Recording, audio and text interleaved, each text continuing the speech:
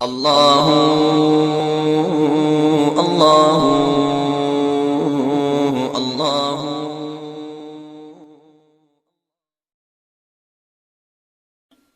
عمر بن الخطاب عنہ فرماتے ہیں الدعاء والصلاۃ معلق بین السماء والارض، دعا اور نماز آسمان اور زمین کے درمیان معلق رہتی ہے۔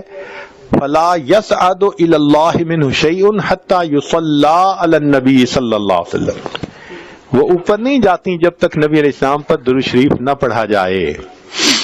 اس لیے فرمایا الدعاء بین الصلاتین لا یرد، جس دعا سے پہلے درود شریف پڑھا جائے بعد میں پڑھا جائے اللہ اس دعا کو رد نہیں فرماتے۔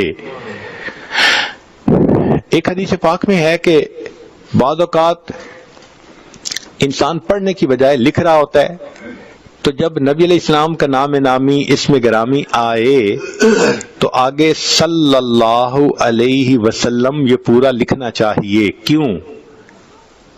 حدیث پاک سن لیجئے، من صلی علیہ فی کتاب، نبی صاحب فرماتے ہیں جس نے کتاب میں میرے نام کے ساتھ درود شریف لکھا، یعنی کتاب میں مجھ پر درود شریف پڑھا، لم تزل الملائکۃ تستغفر له ما دام اسمی فی ذلک الکتاب، جب تک اس کاغذ پر میرا نام لکھا رہے گا فرشتے اس بندے کے لیے استغفار کرتے رہیں گے۔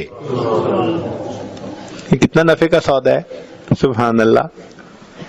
ابن مسعود عنہ فرماتے تھے کہ نبی علیہ السلام نے فرمایا اول الناس بی یوم القیامت اکثرہم علی صلاۃ، قیامت کے دن میرے سب سے زیادہ نزدیک وہ ہوگا جس نے سب سے زیادہ مجھ پہ درود شریف پڑھا ہوگا۔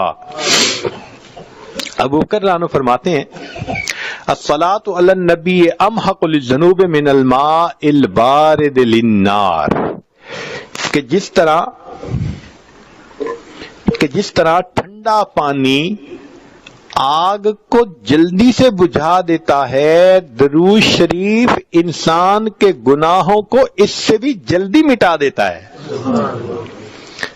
ابو ہریرہ عنہ فرماتے ہیں کہ نبی صاحب نے فرمایا من نسی الصلاۃ علی نسی طریق الجنہ، اوپر کیوں نہیں رکھتے آپ؟ تماشا ہے۔ من نسی الصلاۃ علی نسی طریق الجنہ، کہ جو مجھ پر درود شریف پڑھنا بھول گیا وہ بندہ جنت کا راستہ ہی بھول گیا۔ علی عنہ فرماتے ہیں واللہ لولا ما ذکر اللہ ورسولہ فی فضل التسبیح والتکبیر والتحلیل والتحمید، کہ اللہ کی قسم اگر اللہ اور اس کے رسول صلی اللہ علیہ وسلم نے تکبیر اللہ اکبر، تسبیح سبحان اللہ، تحلیل لا الہ الا اللہ، تحمید الحمدللہ، اس کی اگر فضیلت نہ بتائی ہوتی لجعلت کل انفاسی صلاۃ علی رسول اللہ صلی اللہ علیہ وسلم، تو میں اپنا پورا وقت، پورے جو سانس ہیں ان میں نبی علیہ السلام پر درود شریف پڑھتا رہتا۔ تو درود شریف کی اتنی فضیلت ہے۔ چنانچہ قیامت کے دن جو بندہ درود شریف پڑھے گا نبی علیہ الصلوۃ والسلام کے ہاتھوں حوض کوثر کا جام پائے گا۔ علماء نے لکھا ہے کہ کس کس جگہ پر درود شریف پڑھنا چاہیے۔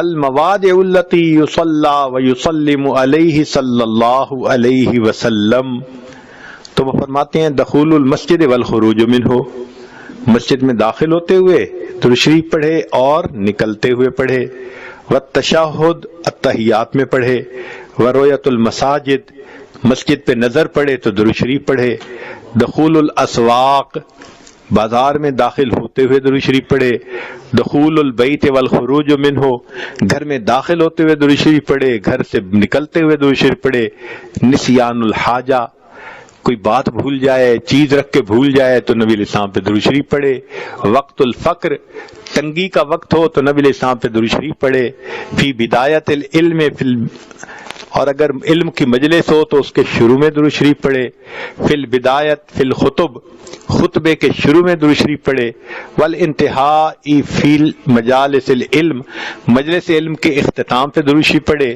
فی لقاء الاخوان، دو مسلمان بھائی آپس میں ملیں تو بھی درود شریف پڑھیں.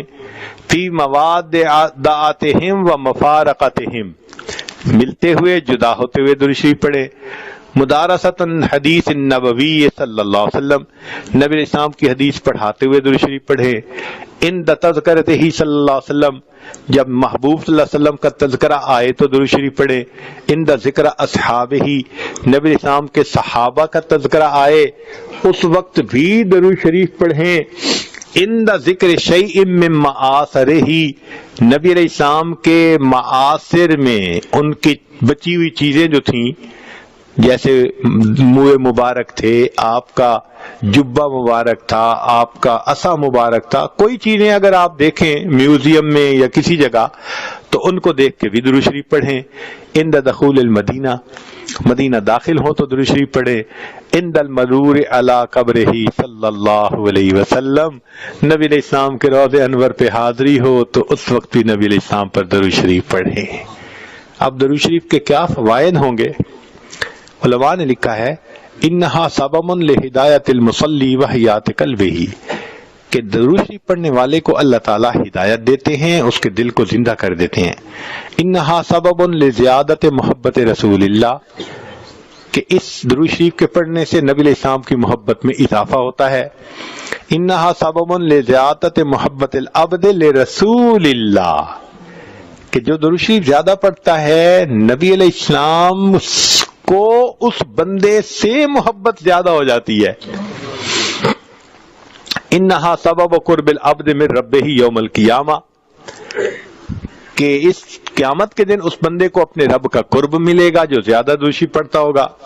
انہا سبب قرب العبد من رسولہ صلی اللہ علیہ وسلم، نبی علیہ السلام کا قرب ملے گا آخرت میں. انہا اداء لشیء من حقہ، نبی علیہ السلام کے حقوق ادا کرنے میں سے یہ بھی ہے کہ انسان درود شریف پڑھے، گویا یہ حق ادا کرنے والا شمار ہوگا. انہا سبب مغفرت الذنوب، یہ درود شریف مغفرت ذنوب کا ذریعہ بنتا ہے. انہا سبب کفایت اللہ عبدہ ما اہمہ، جو درود شریف کثرت سے پڑھتا ہے اللہ اس کے غموں کو ہٹا دیتا ہے، اس کے لیے کافی ہو جاتا ہے. انہا سبب اجابت الدعاء، اس سے انسان کی دعائیں قبول ہو جاتی ہیں. انہا سبب نیل شفاعتہ صلی اللہ علیہ وسلم، جو درود شریف کثرت سے پڑھتا ہے اس کو نبی علیہ السلام کی شفاعت نصیب ہوگی. انہا سبب زکوٰۃ و طہارۃ للمصلی، درود شریف پڑھنے والے کا دل ستھرا ہوتا ہے، پاک ہوتا ہے، درود شریف کے پڑھنے سے صاف ہو جاتا ہے. انہا تطیب للمجالس، یہ مجالس کی پاکیزگی کا ذریعہ ہے جن میں درود شریف پڑھا جائے.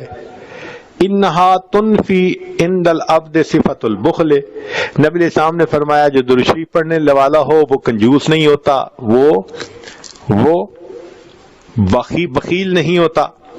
انہا سبب فی اللہ تکون المجالس حسرتا و ندامتا علی اصحابہا یوم القیامہ، تو درود شریف کا کثرت سے پڑھنا تو یہ مجلس والوں کے لیے قیامت کے دن حسرت کا باعث نہیں بنے گی.